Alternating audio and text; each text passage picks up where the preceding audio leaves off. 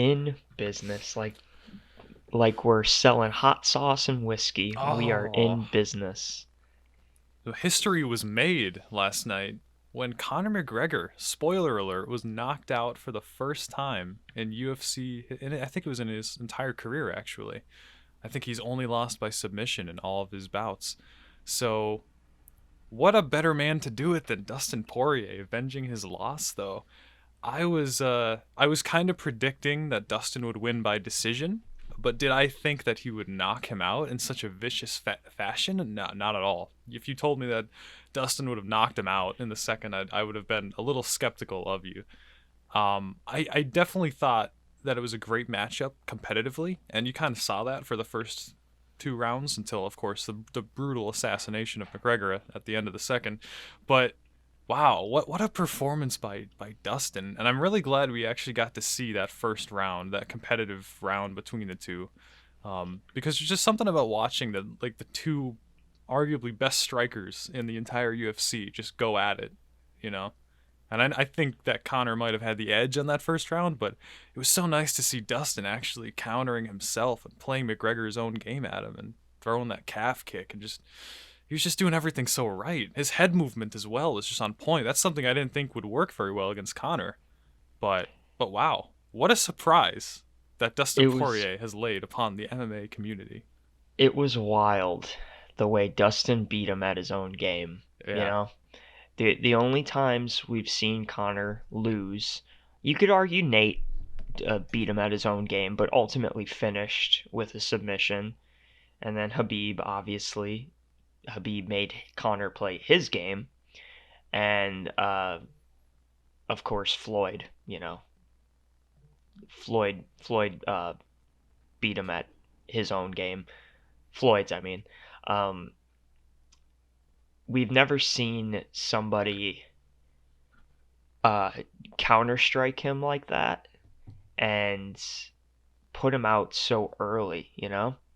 Like, I mean, this was typically you have to take Conor McGregor deep into the fight to really expose some of his weaknesses and impose your game plan on him.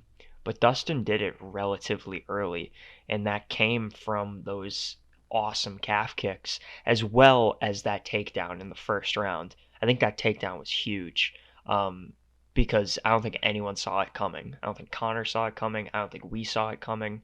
Uh, we don't think of Dustin as the wrestling type, and we all know Connor has pretty damn good takedown defense. I mean, 4 rounds with Habib, that's pretty substantial. That's more than Dustin or Justin, longer than they went with him. So that I think that takedown was just huge, and the leg kicks as to compromising Connor and really giving. They always say like the jab is the key to opening the door, and you could set up all your other stuff from there. I think for this fight, that those leg kicks were more of a key than anything, and that takedown was just icing on the cake in the first round. I would say Willie definitely agrees with you on that one. I heard the little. Yeah, she's gotten a little moody nowadays. She's a huge Uh, Connor fan. That's the yeah, problem. A I huge fan of understand. the Irish culture in general. So this was really a Mm. heartbreak for her, and I imagine it was Big whiskey fan too. oh, I hear. very very big. So I know the entire nation of Ireland is also probably very very disappointed as well. I can't help but feel bad for Connor because Hmm. he was such a good sport, a good noodle up to this event. You know, he wasn't trash talking. He's been very respectful, donating to great causes, the Good Fight Foundation, and all of that. So Yeah. it makes me wonder, and I don't think this matters at all, but it makes me wonder if Connor thinks and his team thinks now maybe the trash talk is almost a necessity for him going forward now. You know, we tried to play nice and it didn't work out. I think that narrative is really going around now. They're like, you Well, didn't he get into played. Dustin's head. He played not nice with Habib, and it didn't Yeah, go well for him. yeah, So yeah. But the thing is, though, I almost think that Connor being so calm was kind of horrifying to Dustin in the same sense that the trash talking got into his head. I think this got into his head as well. it was all like you could view this as him being a good sport and all that, but there's definitely some psychological stuff going on in the background with Conor. He's always just crafting something up, and you could tell that Dustin was uneasy because I don't think he was prepared for this kind of Conor. Do you know what I'm I saying? will say I I thought the first round Dustin seemed jittery, yeah, he you know? seemed nervous. He seemed a little more stiff than usual. Yeah. Definitely, I think part of that is obviously you got knocked out last time you were in this Yeah. situation. Your body and your mind is gonna it's gonna get a little And he stiff. was eating some shots Yeah, in the yeah, first round of yeah. this fight too. You saw him And flinch really hard as well during but all of McGregor's feints. I think that's ultimately when he got cracked in the first round a couple times. I think that's ultimately what forced him to loosen up. I think once he ate those shots, it was like the jitters kind of went away. You know, it's like ripping off the band-aid. Like, okay, I Yeah, felt it. I felt his power. Now let's get into the zone. And then in that second round, he was money. Like everything was flowing super well and stuff. In the beginning of the first round though, I was a little nervous for yeah, him because he yeah. did seem just a little deer in headlights ish. Not nearly as much as the first fight, obviously, but you know, he looked a little overwhelmed at first, and that those first few minutes against Conor McGregor are always spooky. Yeah. Spooky to say that even as a fan watching, you're like, oh shit, here we go. Like this is Yeah. this is where he comes out like a fucking bull. Um, but I mean, in the post-fight press conference, Dustin said he felt nothing going into this fight week, or going into this fight in the weeks Yeah. leading up to it. He said he was emotionless.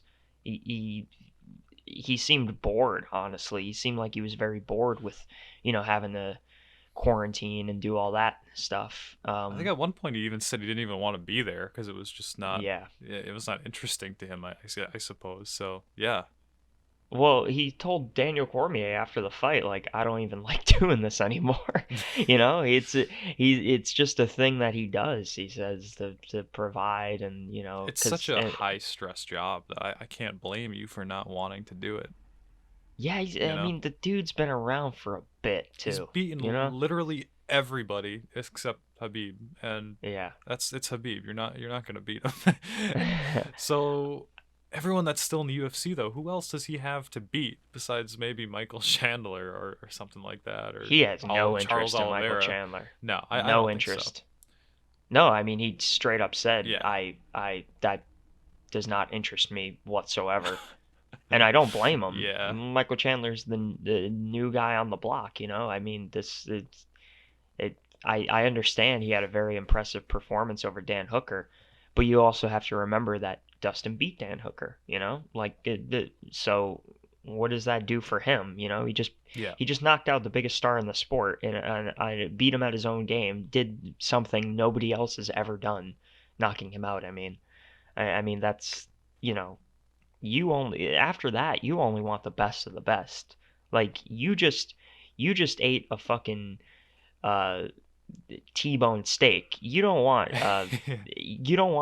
baked chicken after that. Like you want the premium quality stuff. You want the real tasty, juicy, as good as it gets stuff because your palate's been spoiled, with that Conor McGregor knockout.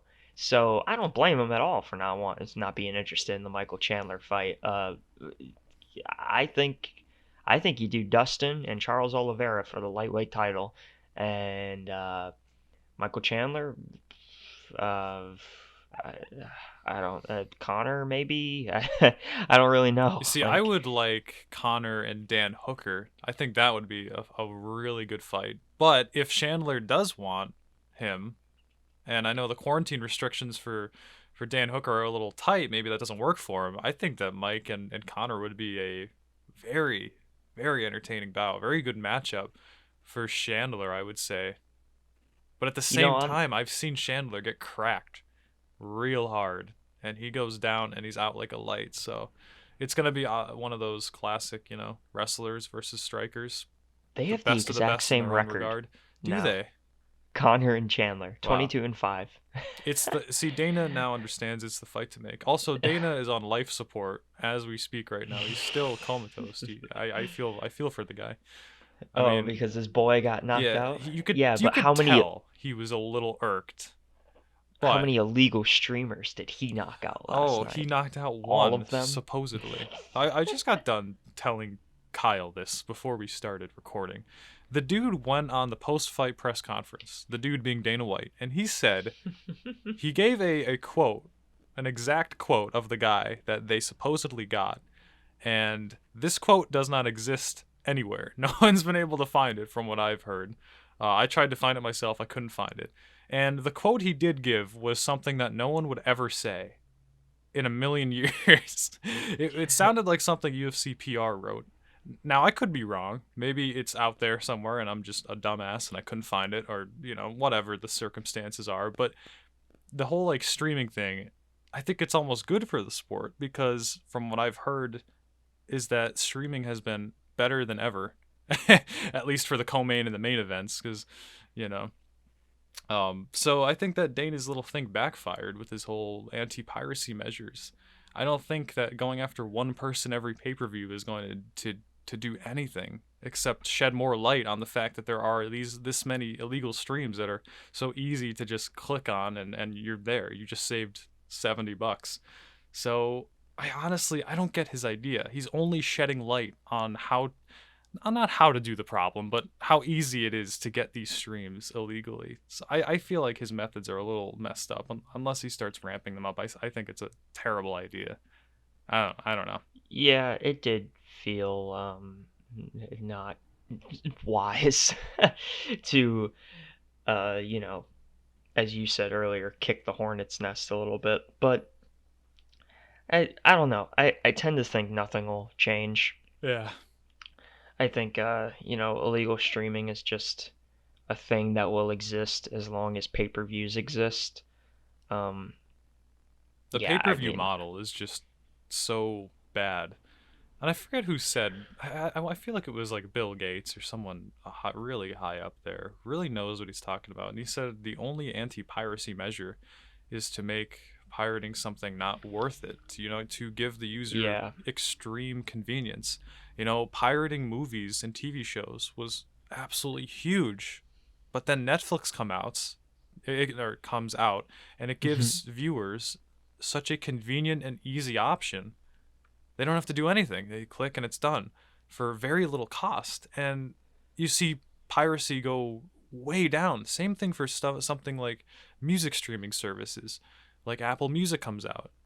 You never see these mass adoptions of piracy because it's just so easy to do illegally and so cheap to do illegally that people don't feel the need to go out of their way to do, to do it illegally because it's just harder at that point. So I Yeah, don't I mean, understand why he doesn't. He has to know that improving the model of how you receive pay-per-views is the best way to stop piracy. I feel like he has to know that. I mean, do you think he knows that, or what? Do you think he's stuck in the past? I don't mean to shy um away from the fights, but it's just it's something that is semi interesting to me at least. I think the problem is that you don't have enough people watching the sport. I think that's ultimately what it comes down to because if we look at the Max Holloway Calvin Kattar card on ABC, they did terrible numbers. I mean, their ratings were apparently according to MMAfighting.com some of the worst ratings they've ever had. I think it was 1.2 million or something like that. It It's not wasn't that good. good, No. and I mean you have one of the greatest performances ever in UFC history on that card. Was the card itself all that great? No, not particularly, but neither was this one. The main event was interesting in both cards, but yeah, I think that's ultimately what it comes down to is that this is not NFL, this is not NBA, this is not soccer. You can't you just don't have enough people watching to where you could just put it out there for free and put it on regular TV. Um, But let I think it's me. I think it's getting there. I Yeah. mean, uh, there was a time right where every UFC card you had to pay for? That's not really the case anymore. You know, you could if you have ESPN Plus, you could watch most cards for free if or for free, quote unquote. You pay the subscription fee, of course, and then there's some that are on regular ESPN. So if you have cable, um, I think the sport just has to get bigger, has to get more mainstream before we see the end to the pay-per-view model. We saw it happen with WWE. WWE used to have pay-per-views. All there it was you could watch Raw and SmackDown on regular cable. You watch it on like I forget what SmackDown was on, but Raw was on I believe it was A&E on Fridays or Tuesdays or something like that, and then or no, it was on Monday Night Raw, and then Friday Night SmackDown, and then you had the big pay-per-view events each month. Uh, Survivor Series, Royal Rumble, WrestleMania, uh, all these big pay-per-view events. Then they got their subscription service going, WWE Network, where you just pay a flat fee every month. It's not a whole lot. I think it's like 10, $15, something like that, and you get to watch everything.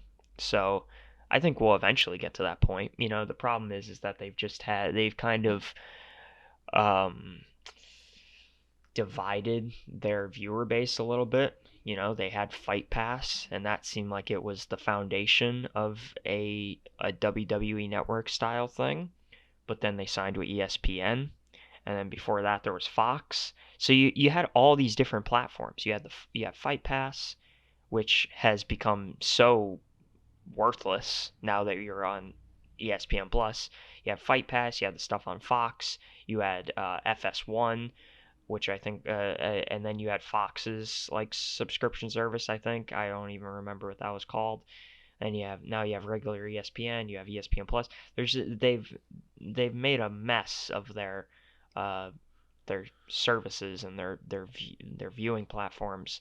So until that becomes really established and you have everything centralized to one place, ideally ESPN or ESPN Plus, um, you're not going to see an end to the pay-per-view model. And another thing that really backfired in terms of Dana, saying how illegal streaming is, we're going to take it down and all that. Um, Tons of people last night. Luckily, I was not one of them. I don't think you were either. Tons of people were just not able to watch some of the fights on the ESPN Imagine Plus that. app. Yeah. I don't know what you use, but I use like the web browser. I don't use an app. My I just app did die last night, but not for okay. long at all. It died for about 5 seconds, and then I just did it. I clicked on it again. It worked fine. But I've heard other people did not have that luxury at all. Yeah. Tons of fighters were tweeting about it and being like, "Hey Dana, you're making me want to do illegal streams when I paid $70 for this pay-per-view and I can't watch it." I mean, there were people that completely missed the Amanda Ribas Marina Rodriguez fight. Um, like I said, luckily that didn't happen for me. I don't use the app. I just go on Chrome because I watch from my laptop. I go on Chrome and I just type in ESPN Plus. I go on the website directly. Um, but apparently that app is a fucking disaster. I don't know. It's a bit rough sometimes. It doesn't like to Yeah, dude. I behave. mean, Yeah. you can't shit on free streaming and then have people pay $70 for something that doesn't work. I mean, that's bad. That's real bad. That's a terrible look, especially when you have fighters tweeting about it. Like that's such a bad look. Someone like Ian Such a bad Heinisch look. tweeting, send me an illegal stream. Yeah, yeah. That's insane how he doesn't get some flack for that from Dana and He Zuffa. might. Who knows? But Uh, um, yeah, that's a terrible look. Oh my God, you look so foolish when that happens. Um, so yeah, they need to get their shit together too. my closing argument for the piracy thing is that I think if you were to give people an option like WWE has with that $15 or $10 a month subscription thing, I think that would broaden the sport a lot. I think that would introduce the sport to a lot of new people, and I wouldn't say it would solve the issue of the sport not being big enough, but it would definitely contribute to the a bigger chunk of that problem. I think it would expose the sport to a much bigger audience if it was more accessible. So, I don't Yeah. know. Who knows? Who I knows mean, what the future will hold? it's tough because you have to, WWE spent years and years and years building that fan base, and that audience. I mean, they have a massive fan base, nowhere near what the UFC had, or the UFC is nowhere near what they have, what the WWE has. Um, you have to remember, I mean, this organization's only been around since 1993. Yeah. That's pretty young, when you compare it to things like WWE or NFL. Um, so they have time. They have a lot of time, and I mean, star potential is a big thing too. We need more people like Conor McGregor, like Jorge Masvidal, like Nate Diaz, and now even Dustin Poirier. I mean, I think Dustin has been shot into stardom now. Dustin's I don't know. stock is way way up there after what he did last night. He made a statement. Yeah, I mean, Dustin has been exposed to the mainstream, much like Khabib was, And Nate, uh, and everyone Connor and fights Nate. just kind of they become just etched in the casual fan base's history. You know what I mean? Yeah, They you know, become, it's and that's not a bad thing. That's great. So my cousin didn't know who Dustin Poirier was, prior to this fight, and then because of my advice, he won almost $60 last night. yeah, there you go. So, you know, guy's legit. He's as good as they come. I'm glad he is going to get the credit and the limelight he deserves. Um, Get that what? man a title shot. That's all Yeah, I have to say. I yeah. don't I know was gonna who it's gonna ask be what's next against. for him. I would say Justin, but both of them just lost to Khabib relatively recently. Maybe you give those two the title shot. I don't know. I mean, you can't ignore Justin as well. He's done so much in this division. Yeah, but Dustin's Or I mean, uh sorry, what did I just say? Did I say Dustin's Justin or no, no, Dustin? no. You said You said Justin, I think, but that just fuck me. Dustin Poirier's. I'm just gonna go with last names now. Okay. Poirier's argument against the Justin fight is he already Yeah, beat he him. just beat him. That You was know? pretty recently too. It's Yeah, not like that was back when like when Connor and Dustin fought like so many years ago. That this was like right, recently. beat him Yeah. convincingly too. It The thing, wasn't yeah, wasn't like okay. a tight fight. Um, he beat them all except Charles Oliveira, and Charles is has one of the best win streaks in the division right now. I So you mean, think who Charles and Dustin? You think that would I be a can't see vi? anything Yeah, else that everyone else he's makes beaten pretty sense, and convincingly. I can't see anything else that fuck me, Dustin Poirier would accept because he seems disinterested in everything else. He's open to a Connor trilogy, which is That cool, would but be I that would think be fun. Yeah. you gotta let that. That kind of makes the division a little bit cement like, I would say. It kind of slows everything down a bit. Yeah, you can't do that right away, especially when Dustin just beat him so convincingly. Like you got to let that sit for a bit before you run it back immediately. If this was a 5-round war and a split decision or a draw, something like Brandon Moreno and Davison Figueroa, You're just like me um, now. You can't speak. uh, I love it. I would make the argument that you have to run it back right away. I think you do have to run this back. I think it would be great. Um, you just gotta give it some time, and I would like to see both of these guys compete one more time before they run it back. I would like to see Connor either fight Justin Gaethje or Michael Chandler, and I would like to see Dustin fight Charles Oliveira because one, I think it's the only one that really makes sense, and two, I think it's the only one he'll accept. He seems very it's wild after he just took out the biggest star in the sport and is on top of the world, has the world eaten out of his hands. He seems very disinterested in a lot of stuff. You watch that post fight presser, he he just doesn't seem to be interested in a whole lot. But he seems open to Charles Oliveira and he seems open to the Connor trilogy. But as I said, I think you need to give the Connor trilogy that's a little ways off, maybe next year. Um, but uh, Yeah, the Charles fight seems like the right move.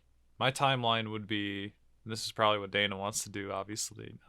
You give Connor someone like Chandler or someone like Dan Hooker. You give Oliveira and Dustin a shot, and we're gonna assume maybe Dustin gets the title. I would say Dustin probably beats Charles. That's a tough one to measure though. But then you have Connor beating this opponent, whether or not he gets Michael or Dan Hooker or whoever. He wins that, and then you have Dustin with the title, and you have Connor without the title. You have the rematch. They Yep. both won their last fights. I mean, it works. So Hmm. I think that's probably what Dana wants to do, just because it's the clearest path for McGregor to get on top again. And let's be honest, it's a business. You want McGregor to do well if you're Dana White. Hmm. So the matchmakers aren't stupid. The organization, despite a lot of what we say on here, isn't stupid. I think that's probably the best way to go. But one other Yeah. thing I forgot to mention, Dan Hooker supposedly left his gloves in the Yeah. octagon yesterday. Yeah, it's hard to know So, exactly what to make of that. yeah. He hasn't really, I don't think he said anything. I don't think he's come No. out and said anything. Um, but, he might just be pissed off. It could be as simple as that, or it could be he's done. Um, I hope he's not, because I think he's got a ton of fight left. I think he's great. I think uh, I still see him as one of the biggest threats in this division. Uh, he looked off though last night. He seemed Chandler had to like chase him around the octagon quite a bit. Uh, Chandler made that look pretty easy. I Yeah, think, I expected Chandler would have a much yeah. tougher time with Dan Hooker. Yeah. I think everyone probably did. He was chasing him around, hitting him to the body over again, and then just lands one upstairs. It was striking 101. You attack the body to open up the head, and Dan was just on the back foot the entire time. Um, he seemed like he really wanted to use his range and pick him apart, but Chandler was too aggressive. He was too good at closing the distance. I feel like Dan was way too concerned about the level changing. I, Hmm. I, I think Dan, and I know Dan has great fight IQ and all, but I really think Dan Hooker thought that Chandler was going to be mainly using his wrestling, because I think he underestimated Chandler's striking. But I mean, you see this all the time. You fight a wrestler that has a lot of power.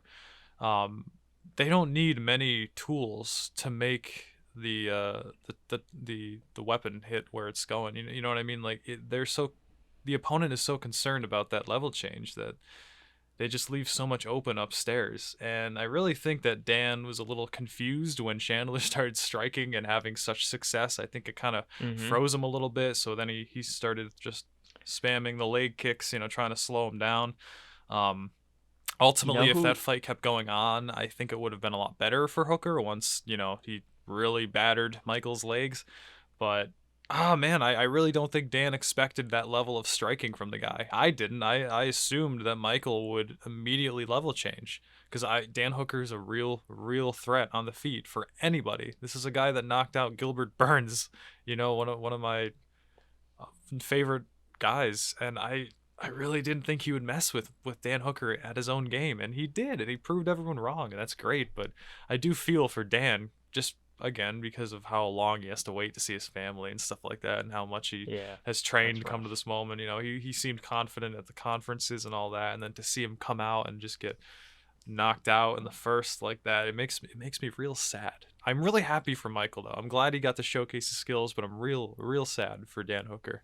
He looked like Dustin did back in Yeah. 2014. It was weird. Because we saw him go 5 rounds with Dustin Poirier, and it was a super competitive fight. Um, I don't know, man. It was weird. It was weird to see him so flat.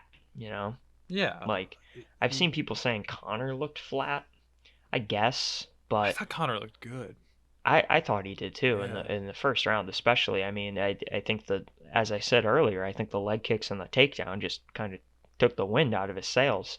But Dan looked flat right from the opening, Um, I don't really know what to make of it other than Willow agrees along the with you. lines of yeah, she does. Along the lines of what you said, maybe he expected this to be a wrestling fight. I think he was waiting for the level change, and he was going to try to crack him with a knee, uh, especially because Chandler's a shorter guy. But maybe it was just as simple as that. As he expected a wrestler, and he got a striker, and he didn't really know how to deal with it. But yeah, it'll be interesting to see where Dan Hooker goes from here if we hear from him. Let me go on his Instagram right now and see if he has given any updates. Dan Hooker, he's still in the octagon, waiting for that takedown, waiting to throw that knee. He's still there. He's patient. You know. He is not given anything I don't since. think he deserves to be. I don't. I shouldn't say. I'm not one to say what he thinks he deserves himself, obviously, but I don't think he deserves any hate or any Nah. self If disappointment you or hate anything. on Dan Hooker, you're just a fucking asshole. Like Yeah. there's nothing to hate about that guy. He seems like an awesome dude. He makes insane sacrifices for the sport, and he always puts on a hell of a show. So like, Yeah. And I mean, don't kick Dan while yeah, he's down. Chandler's a champion in another organization too. It's not like it's a bum, you know what I mean? Like it's still Yeah, he didn't like get he didn't get beat by some scrub. no, Bellator might not be as good as the UFC, but come on. It's still not easy to get a Chandler's a champion. terrific athlete. Yeah, it's not easy to get a belt in any division, really, I or want to any know. organization. I want to know when Jeff Nowitzki is gonna have his match with Chandler. You know who that is? Oh, I do know who that is. I think it's gonna happen real soon, brother. I want He's to know hiding under what the octagon right now as we speak. I want to know what that piss looks like. It probably comes out solid. It's probably solid brick piss. Cause oh boy, he's a muscular individual. I'll say that. 5'8", okay. Dan Hooker's 6 feet tall, and he was standing like 3 feet above Michael Chandler. I'm surprised Mike could even reach Dan. That's insane. He's 5'8". He looks so much shorter He than does, 5'8". doesn't he? One of them He has looks to be like he's my lying height. because you can lie on those. I mean, you've seen guys that say they're 6 feet. Both of them Oh are six yeah. feet, and then they come out and there's a huge height discrepancy. On my state ID it says I'm 5'7". I'm definitely not. Yeah, you're I'm like 6'4" at 5'6". least.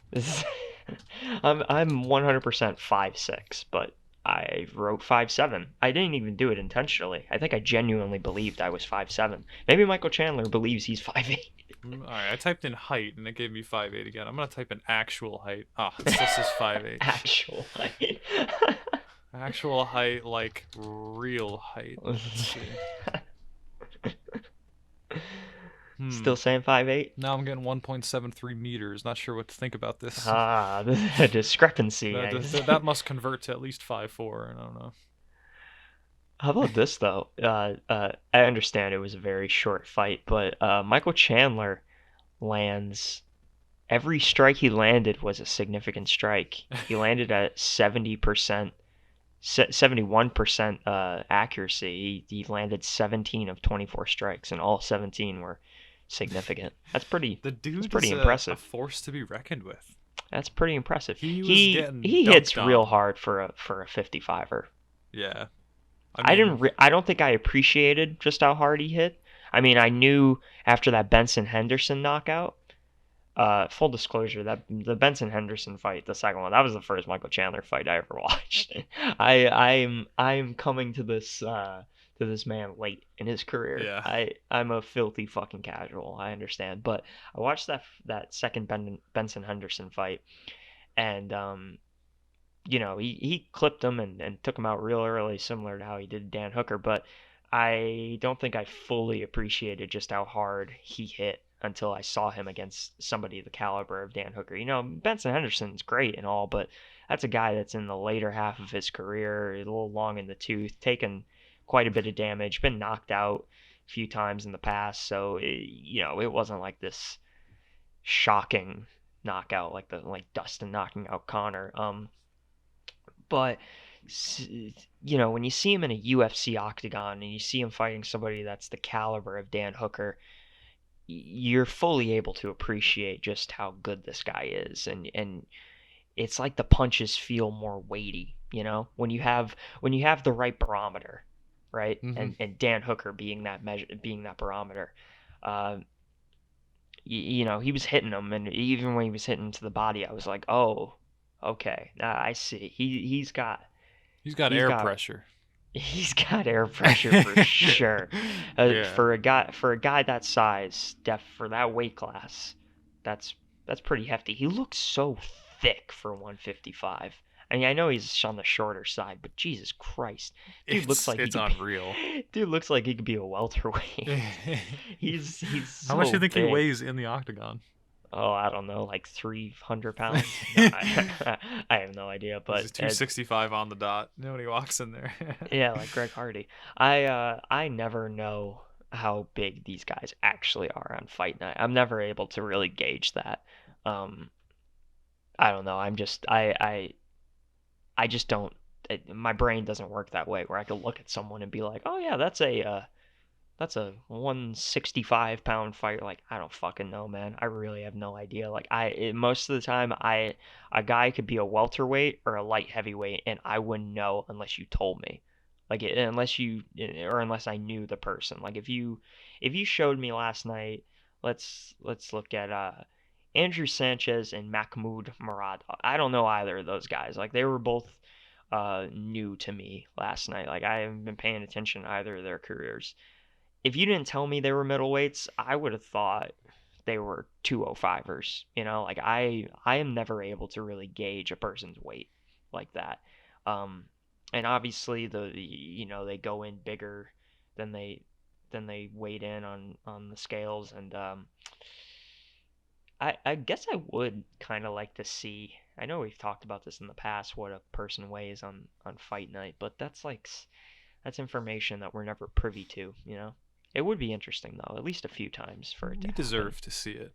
Come Kind of on. like open scoring where it's Yeah. like I I don't know if I want it all the time, but I would like it sometimes just for the novelty of it, you know? No, I agree with you. So where does he go from here? Who? Chandler? Yeah.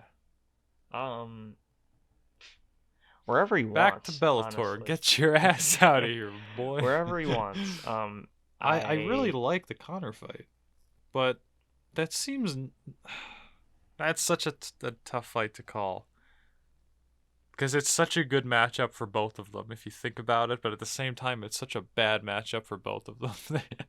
You really have real big weaknesses and real big advantages on both sides here, and it's The just thing ugh. is about Connor is you never know what you're going to get.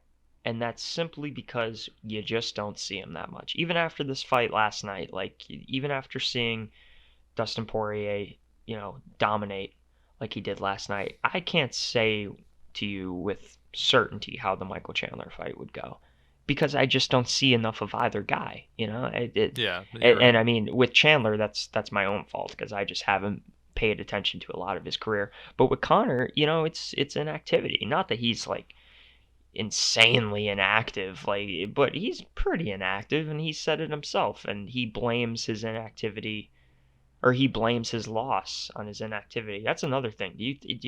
What do you make of that? He's in the interview with John Anik, he blamed his own inactivity for his loss. I mean, I think he's partially right. Yeah, I mean, you Mm-hmm. look at a guy like Dustin who's supremely active against the top competition of the world.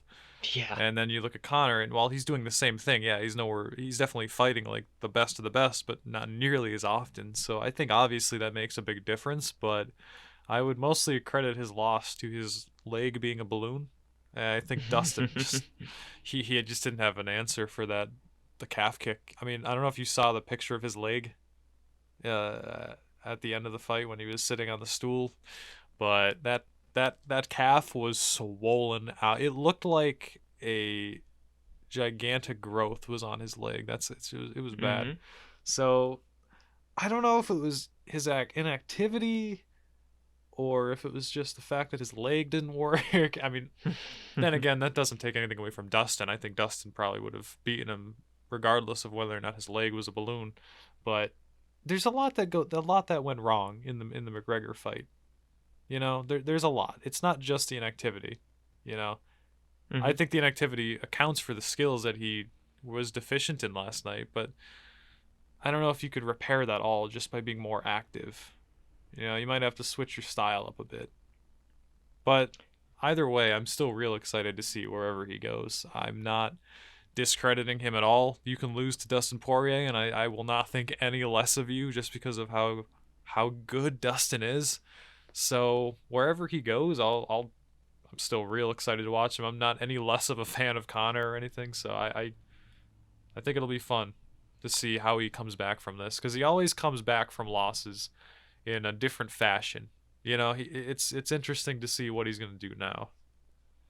You know, it's interesting when you think uh we've never really seen leg kicks, calf kicks happen to Connor, you know?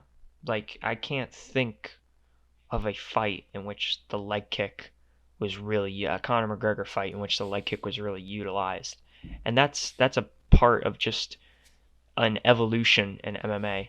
You know, they were talking about it on the commentary team last night how it's become such a uh, widely used strategy, tactic, technique, whatever you want to call it. The leg kicks have become integral to fighting. You know, and that wasn't always the case. Uh, so it makes you wonder, you know, had people used this in the past, had this been a more popular thing to do, especially, I mean, most notably, of course, Jose Aldo. You know, Yeah, if he didn't knock out Jose Aldo so quickly, and Jose was really able to employ his leg kicks. Who I mean, he has some of the meanest leg kicks in martial arts. Jose Aldo, oof, they are scary. that's a tree chopper Uh, right there. could you imagine, you Yeah, know, how that fight would have gone a for little Conor? bit Granted, differently. this is a few years ago now, more than a few. Um, and you know we could sit here and say what would happen, what if he did this. I mean, none of it matters. What happened. He went in there and he knocked him out in 7 seconds or whatever it was.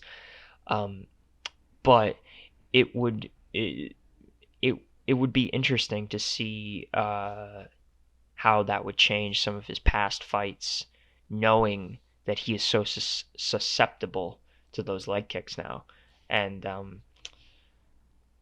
I mean, this is rough. This is a rough spot if you're Conor McGregor because Dustin Poirier just wrote the book on how to beat you. You know, Yeah, like there are people that think they have Conor's weaknesses all figured out. Oh, he has a terrible gas tank. Oh, he has terrible wrestling. This, that, and the other thing. But a lot of times it's vastly overstated. You know, I mean, he went 5 rounds with Nate. Um, he went 4 rounds with Habib. Does he have Colby Covington cardio? No.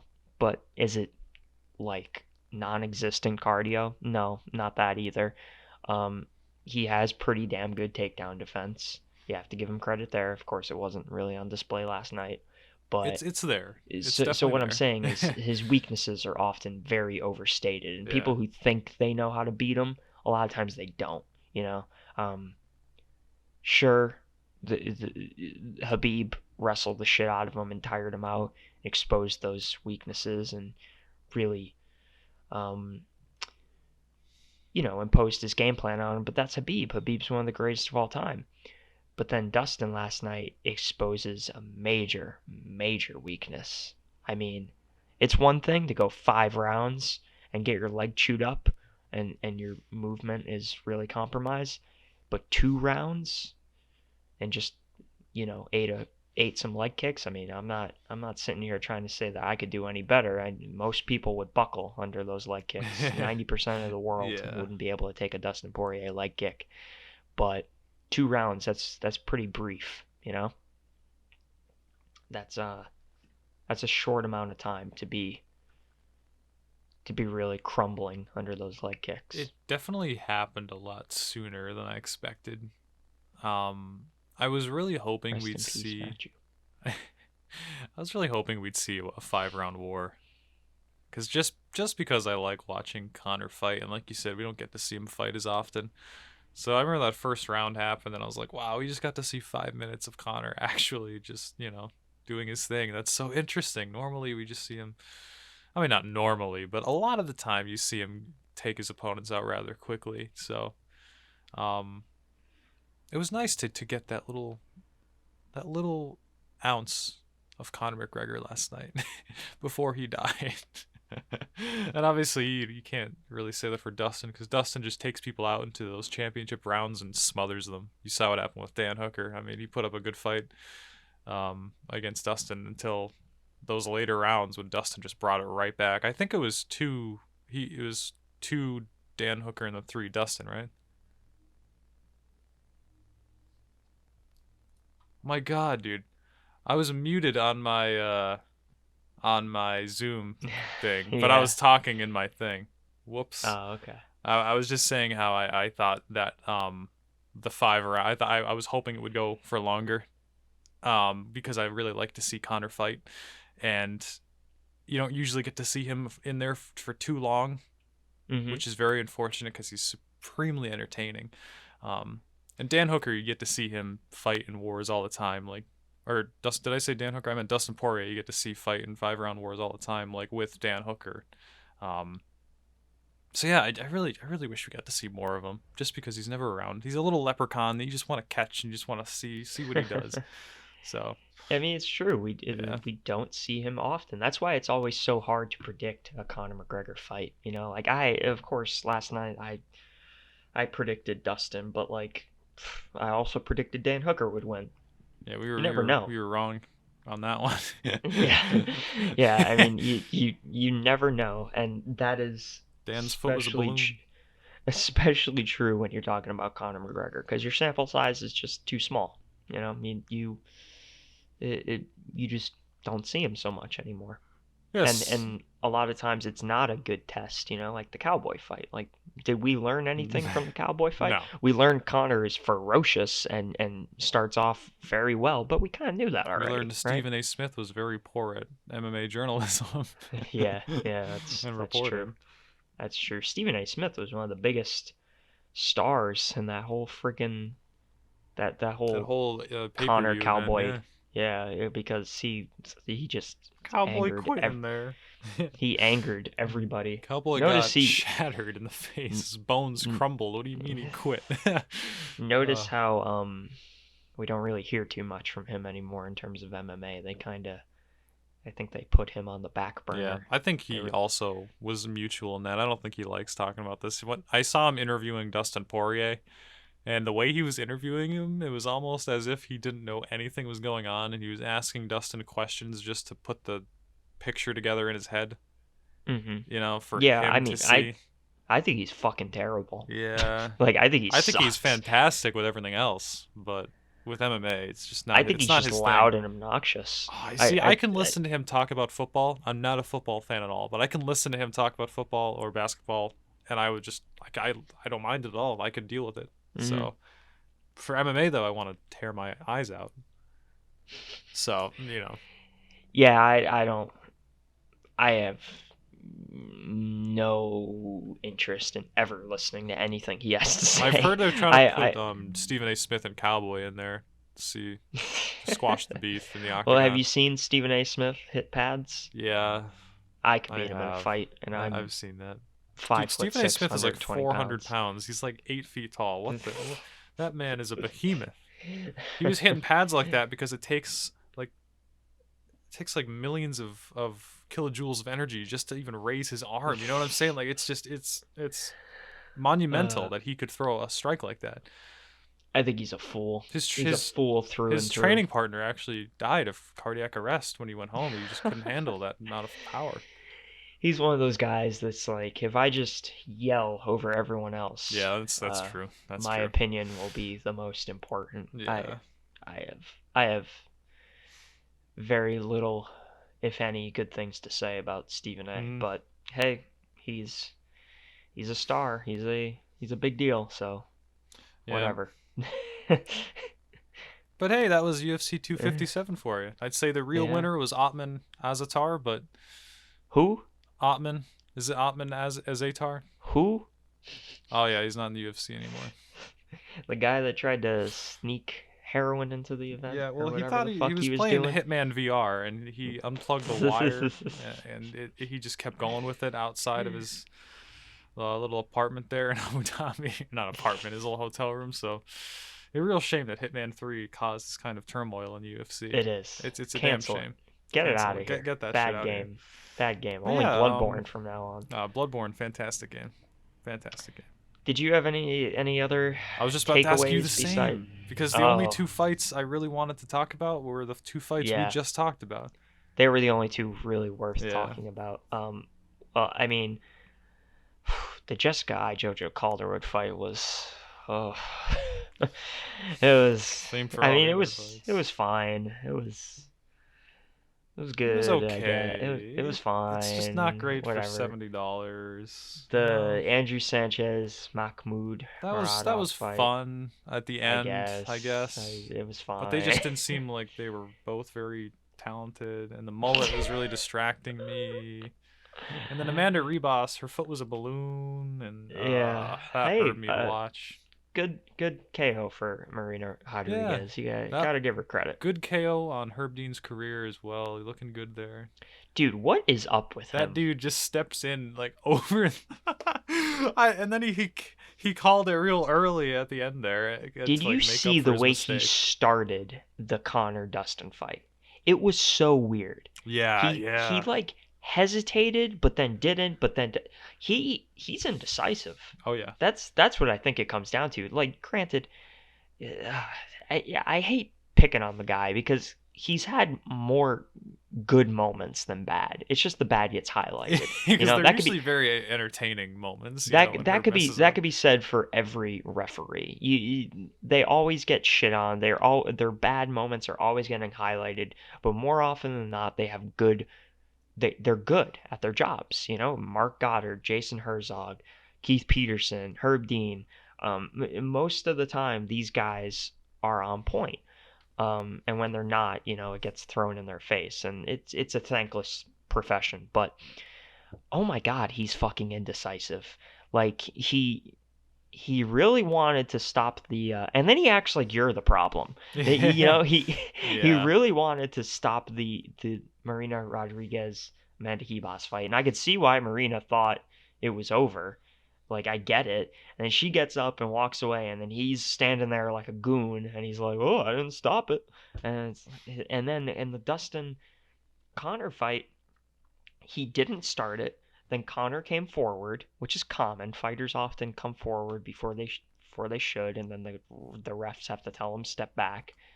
Conor comes forward. Dustin's just kind of standing there waiting. Conor keeps coming forward, and then Herb's just like, "Okay, go, I guess." Like he just gave up. He's like, "All right." He just doesn't have this like a commanding presence a lot of times. You know what I mean? No, Mark Goddard is in charge. Like, he is in charge of the fight. I think Mark Goddard is really freaking good, and more often than not, he is like. He's in control. So many times I feel like Herb is just not in control of what's going on, and he's there for the ride. He's not trying to take over. He's like a fan, things get confusing then. Like, it gets really confusing. Like, Dustin seemed confused as to when the fucking fight was starting. It started not good for him. Like, Conor came out pretty hefty, and I partially blame Herb for giving the fight such a like not definitive start. Like, it was so like kind of half-assed, and the same for the Marina Rodriguez fight, where it just on the reverse, it didn't have like a definitive end. Like, it's like, dude, either stop it or don't like kind of stop it. Like that's what he does, man. He like kind of does things, but then like pulls out.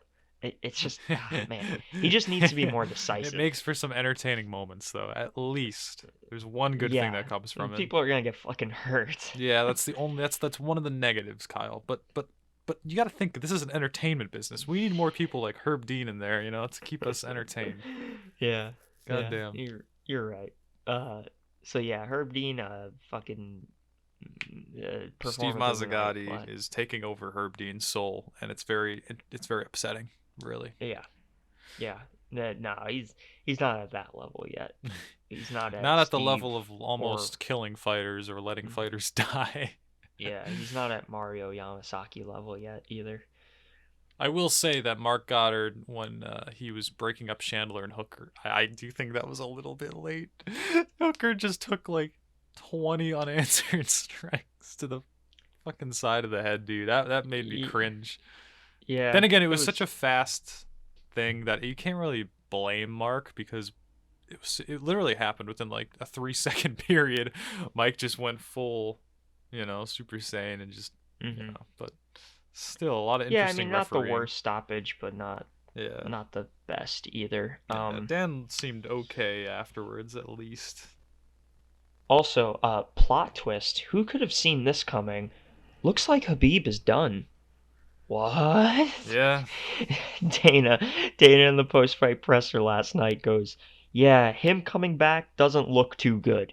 Yeah, What no a shit, man. surprise. No It's shit. almost like he said it himself every single The g- time. He would contradict you as well whenever you said he was coming back. He's like, "No, I never said this." the guy has literally like not shown any interest in coming back. The only thing I'll say that's weird is that he's still ranked and still the champion. I feel like if you were him, you would like vacate, right? And you'd be like, okay, I'm done. Like you could take me off the rankings. Like I don't understand why he hasn't done that. Maybe he just doesn't give a shit. I I really don't know. think they should take him off because it's rather confusing and I just like he's done, right? So stop trying to hold on to him, Dana. It's over. Just take him off the rankings and let the division move on. Because right now that I honestly think this could have been a title fight.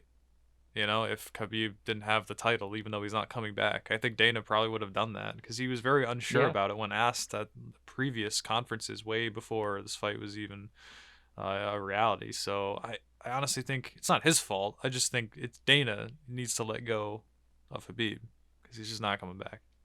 If Yeah. he does, though, great. But I don't see a world where you could strip Miocic for not doing anything and then not strip Habib. I mean, I guess it's all business in the end, but it's counterproductive to the whole division in the end. You got to keep it Mhm. moving. Yeah. Your philosophy shouldn't change based on who it is. As I know that's not the way it's gonna be or ever will be, but in my opinion, it shouldn't be like that. But yeah, Yeah. I agree. I mean, I don't understand why we're prolonging this. I think it's like, you know, I think it's kind of disrespectful too yeah, to keep asking this guy to come back when it's the reason for which he's retiring. It's not like he's just like, my heart's not in it anymore. Like, dude, his dad was his biggest contributor to like his success and his career and just such a huge influence on him. And now that's gone. And his mother doesn't want him to continue without his father. Like that's heavy, dude. yeah. That's That's really that's not heavy. something you could And trifle and with. and you have to remember that this is a guy that seems like he puts family before anything else, and he comes from a culture where it, this this is very very serious. Yeah, much different This is than it is this here. is not just like a Conor McGregor retirement where he says, I'm done every other week. Like, I mean, this is pretty hefty, and Habib's never been the kind of guy that to bullshit you, you know? Yeah, Like he doesn't say one thing and do another. Like name a time where he has like said I'm going to do X, Y, and Z and doesn't. Like, it's not what he does. He either says nothing or he tells you what he's going to do and does hmm it. Like he's a man of his word. He has conviction if nothing else. So I think it's weird to keep harping on this. Just let the I dude agree. go. I agree. Just move on. I kind of like the lack of Habib in the lightweight division right now. Of Yeah, me course, too. I love the guy No, and I I feel love you. watching him perform, and I think he's the greatest lightweight of all time. But at the end of the day, you're in a division that's stacked with killers, but those killers are all strikers, you know? Yeah, they get nullified completely by the champ. So yeah. Like he said, Habib said, I think it was Dana said it at the post fight presser. So who knows if he even really said it? But he told Dana, apparently, he told Dana, none of these guys can compete with me, and he's right. He's right. They can't. So him not being there makes things more interesting because they can't compete with him. He'll beat them all. He really will. Like who, I understand it's fighting. Anything could happen. Dustin Poirier can go out there in a rematch and knock him out in the first round. It could happen. Will it? Probably not. So, but things are more interesting now. Like I'm more interested in seeing Dustin Poirier and Charles Oliveira for the title than I am seeing Habib defend it one more time and get to 30-0. Like Mm, I don't need to see that, dude. Like I'm good, of course. If he was to come back and defend it and for his 30th fight, of course I would tune in and watch it and love every minute of it but I'm not compelled by it and I'm not itching to see it and I'm fine with him being done. I'm perfectly yeah, fine I with it. think his career has And I been think perfect. yeah, it's been a flawless career and at the end of the day too, me saying I'm fine with it, my opinion does not matter. My opinion does not matter for this guy's career. Dana's opinion doesn't matter. The fans, the journalists, the other fighters, we don't matter because this is a guy that is staunch um in his decisions and in his views and in his feelings and what we say has no impact on that, like you're not going to persuade him. Like I'm fully convinced that he is fully convinced. I am too. I agree. It's a done deal. It's You know, dumb to keep talking, to keep it's a book where pretending you like know the it's ending, but you keep wanting to add fluff chapters. It's just not yeah. like it's great. I'll keep reading it, but it's fine if you end it now. You Yeah, know, just let him yeah, move on with let it his go. life. Let him coach and be a cornerman and a trainer and do all those other things, and let these other Dagestani fighters come in and Yeah, to become stars become like themselves. your father. Yeah, Create the next Khabib as Khabib. yeah, do Yeah. it. All right. That I think that's all we have to say for today. Yeah, I So think that's been it. Thank you for watching. adios.